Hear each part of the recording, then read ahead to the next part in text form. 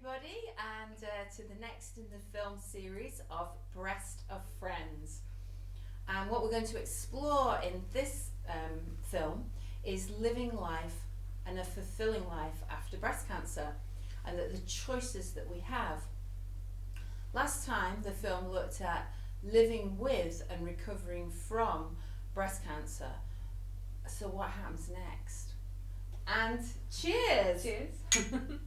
Welcome. So who are we? Well, Ali, would you like to introduce yourself? Yes. Hi, I'm Ali. I'm a sewing and dressmaking tutor in Edinburgh with the Edinburgh Social Club. I run evening classes and weekend classes for adults and children in dressmaking, sewing and textile crafts. There's a lot in there, isn't there? Yeah, absolutely. How long have you been doing this then? I've been doing it for about 7 years now. Have you? Yeah. Right. And I know that you're enthusiastic about it. I would say passionate, but what makes you passionate about what it is that you do? Oh, there's lots of different kind of levels. I like bringing people together, socialising. I think sometimes crafts and being creative, you kind of squirrel yourself away and you can be quite isolated. Yeah. So it's nice to get everyone together, like inspiring each other, making new friends, being creative. Lots of different elements to it. Yeah, great. And I'd like to pick up on that about creativity and go back to the cookie jar, if you remember the cookie jar, because it's all about putting the important things first, and the big stones represent doing these first in life rather than filling life up with all these little things and the sand, which is probably emails, and getting distracted with all the sort of life admin things. So this stone for me represents creativity. I think people have got a huge amount of creativity and we just don't know how much is in there, and so it's exploring that as well, and to talk about how you helped me with a creative project. So let's talk about post-treatment then. Well, having had breast cancer 20 years ago and then 10 years ago, I think when you get through all the treatment, there's a feeling of like, oh well, what happens next? And it's almost like you cast off from what's been a safe haven in hospitals and support and treatments and people, and suddenly you're a bit on your own, and where do you go to? What happens next in those stages? It's a bit unknown. But for me, there was one thing I definitely knew, is I wanted to pay back what I'd received, all the support, all the kindness, and some of the money of the treatment that I'd had. I remember at one point somebody was telling me that I was on that trial new chemotherapy, and it was like £4,000 for every dose I was having. So that was really important to me. And I suppose what I've learned is that you've got to seize the day and make it count. And I've got to be honest and think, well, I've probably lived more life and more adventures and achieved more in the last 20 years since breast cancer first happened than my previous 38 years. Yeah. And it's exploring that. So some of the things that we've done, we started a charity called About Breast Cancer, climbed a Munro, and the first Munro, I cried when I got to the top, because I remembered the sense of achievement of doing that, but I remembered that I couldn't even walk to the end of the street when I was in treatment, and my son, also very young at the time, climbed with me. So there was lots of things along the way to raise money and raise awareness. I also took up sailing and learnt to sail with the children, which was fantastic. But in all the busyness of achieving things, I also learned that we need to stop and smell the flowers and take time to appreciate the things that we're experiencing. And when we came here today to make the film, the beautiful garden that's downstairs, and just stop and admire the flowers, and the bees were buzzing around. It's lovely down there, isn't it? Mm-hmm. So I'd like to talk for a moment about coming into this creative space again. I loved my classes here, absolutely loved it. And I know that my mother, June, would have loved coming into a place like this. She'd have just gone, wow, with all the lovely things. She made all my clothes. And she gave me a quote which I think is really powerful to me. She used to say, I think she'd read it in a book or something, but she'd always say, yesterday is history, tomorrow is a mystery, but today is the present, is a gift. That's why it's called the present. Sorry, I'm getting that a bit wrong. And I think, you know, that's really how I've chosen to live. I've choose that sort of fact that today's a gift, especially I think when people face adversity in their life or even possible death, it helps you to really value your life and help you see with a different pair of eyes just how lucky we really are. Yeah. So, okay, let's talk a bit about what we did here and tell us a bit about Edinburgh Social Club. You said a bit about you, but what's the club all about? And Okay. So when I first set it up, I think it was a friend that actually suggested, you know, I've studied clothing and fashion design, and she said, have you ever thought about teaching? And I hadn't actually, and at the first class I taught, I was really, really nervous. I thought, do I have enough skills to do this? Are people going to be questioning me and I'm not going to be able to answer the questions? And after the first class, it was like I was floating on air, you know. really? It was just amazing, passing on these skills that I've got. You know, it's one thing being able to do something yourself, but actually teaching someone else to do it and seeing people's faces, you know. I don't care what age you are, if you make something, you create something, you've got this sense of achievement, and you could see people's faces light up going, I made that, you know. Some people not believing that they could do it, you know, and then coming away with something that they've created, like whether it's a cushion or a bag, or then going on to dressmaking. Just seeing people's faces, it's really, really is such a natural high to watch people create. So yeah, I try and set up classes that are quite accessible for people of all ages, all levels of experience and abilities as well. And I always say that sometimes people come in and they say, oh, mine's not going to look like that picture, and I always think, well, no, otherwise I'm not a good teacher. So I like to try and encourage people, build their confidence, just draw out their creativity and inspire them. Brilliant. And that's lovely, and as you say, children and people of any age. I know with the group that we work with, when I came here, I thoroughly enjoyed it. Everybody was really supportive of each other, and sometimes we got frustrated and angry, but we were all sharing that experience together, weren't we? Week after week, it was really good. It's interesting to watch people come together like that, because you're working over 6 weeks and you do build up these relationships, these friendships. So it's much more than just coming for a dressmaking class. It is about that social angle and supporting each other as well. It's really positive. Yeah, it is. And as you say, you get something at the end of it too. Yeah. So I think, you know, let's talk for a minute about the project that really connected us and how we met. Having had breast cancer for 20 years, and I found it really restrictive in what you can wear, because obviously there's a lot of scar tissues and things that have to be hidden, and prosthesis, because I wear 2 prostheses.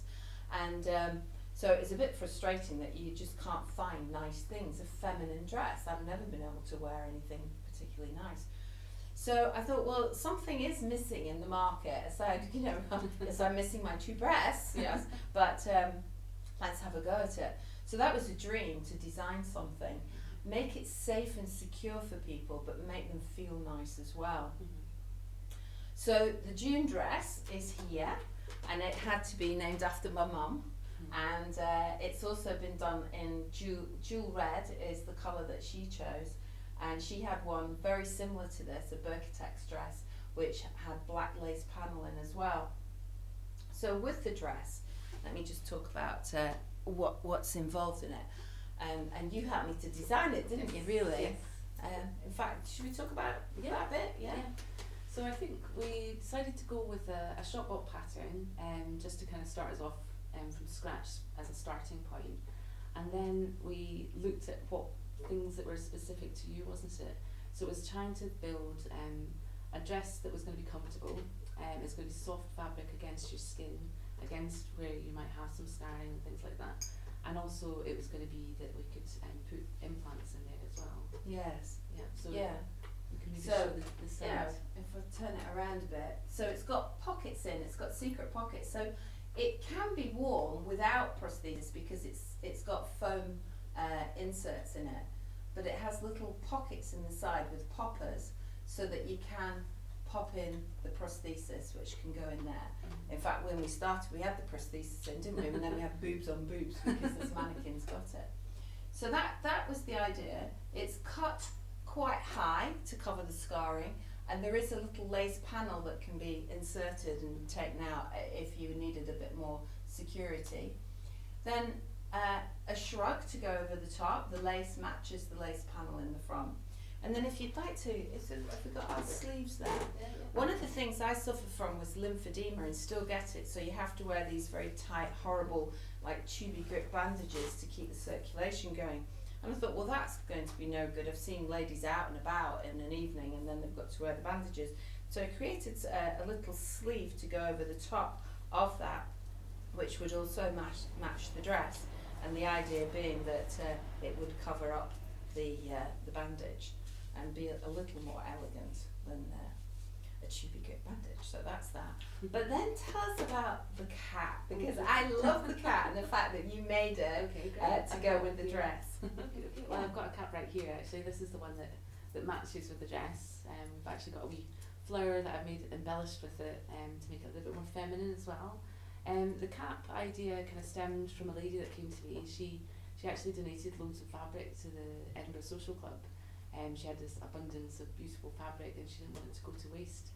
So she kindly donated it to me. Lovely. And then when I went round to visit her and pick up the fabric, it then kind of transpired that she's actually suffering from cancer herself, and that she'd lost a lot of hair, and that she was hoping to try and make some headscarves for herself. She had some winter headscarves which were quite heavy fabric, and she bought this lovely, beautiful kind of floral fabrics.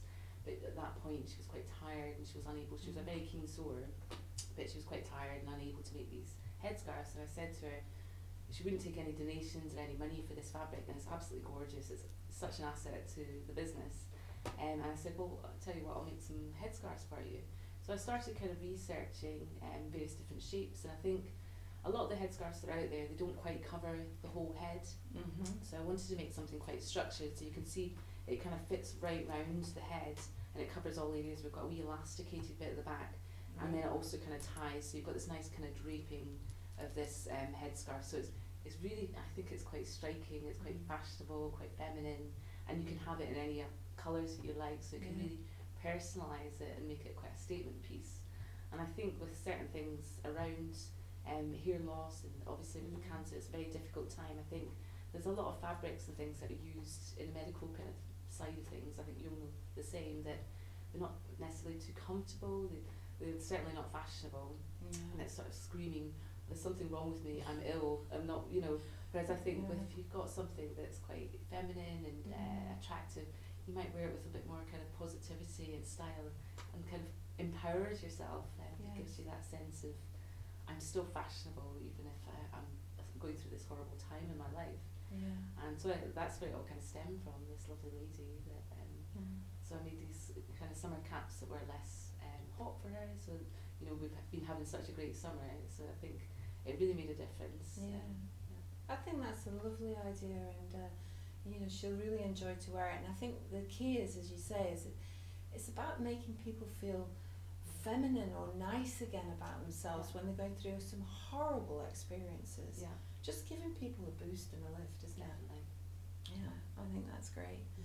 So, you know, you like me, we've all been through our challenges and difficult times, but I think it's the sort of choices that we make along the way, isn't it? We don't choose what happens to us. All we can really do is choose our response to it, you know? And I wanted to share a thing that was very key to me when I was ill, and then even after all these years, I still reflect on this article about our choices and what we have. I'm not going to read the whole thing, but it is called the Attitude article from Charles Swindoll, and you'll find a link to it at the bottom of this video if you'd like to read the whole thing.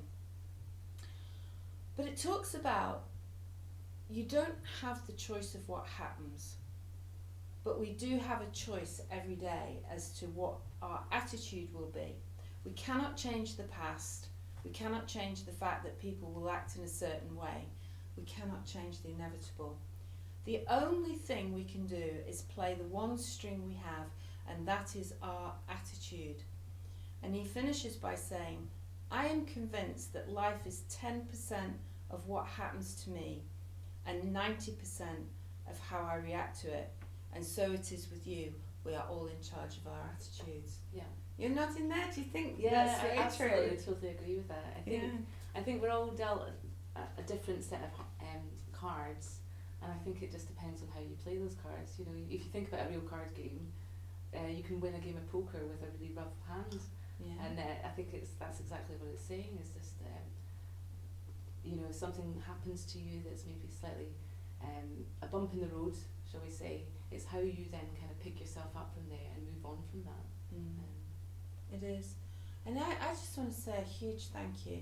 I had this dream of making the June dress for ladies who've had mastectomies or difficulties. I didn't know where to start. I had no idea about dressmaking. I'd never done it. But it was a bit in honour of my mum, who made all my clothes, and she passed a few years ago. And it's been a total delight coming here and working with you and being part of the sewing classes. And I'm so proud of the end result, and I love the headscarf that goes with it. Yeah. And really, I suppose the ambition is just to inspire somebody to pick up this idea. I'm no dressmaker, and I know that you've got real plans to bring more of these headscarves to people. I think that's a great idea to make people feel better in those difficult times. So thank you. No, thank you for helping with the creativity. And what I would say is thank you for listening to our Breast of Friends video, for being a part of the 10% of what has happened to you today. And of course, remember, 90% of it is how you deal with it. So I hope that you found some of these thoughts and ideas and insights that we've had along the way helpful. And what about if people want to join in, get involved, and come to this amazing studio and have you as a sewing coach? How do they find you? Yes, so the Edinburgh Social Club is on Facebook. We've got a website, and I'm just listing classes now for the autumn-winter, which happens to be the busiest period for me. Autumn-winter is when the nights are drawing in and you're kind of thinking about getting creative and starting new projects because it's cold and it's dark, so let's get creative during those months. So I list everything as events, and I try and make it, like I said before, more accessible to people. So whether it's they can have an afternoon or a full day, or if you can sign up to a 6-week course, there's loads of different things out there. And what about if people are actually going through cancer treatment at the moment? Do you think it's something that they could do? I definitely think so. I think the thing about crafts, I think it does take you away from, it takes you out of your head, you know. Life is quite busy, and I think a lot of people are rushing around, and like you say, no time to stop and smell the flowers. And I think when you're using your creativity, your brain, but you're also doing something physical, it can really be quite a calming, kind of a positive experience. It's quite meditative. And a lot of people that come to the classes say that they come in rushing about, but they've got no time to think about how am I getting the kids tea or what I'm doing. After the class, they just feel like this is a real me time, and I've actually come away with something beautiful that I've made. And I think that's why I've kind of styled certain classes for people of all levels of experience, abilities, and some of them are more gentle, so things like the embroidery classes that can be very good for people that maybe haven't got dressmaking experience but they want to do something creative. So yeah, I would say that definitely it's a positive thing for everybody to do. Lovely. So Facebook and on the web, you're looking for Edinburgh Social. And thank you for being Breast of Friends. I've really enjoyed our conversation. More sewing in the future. Definitely. Bye everybody.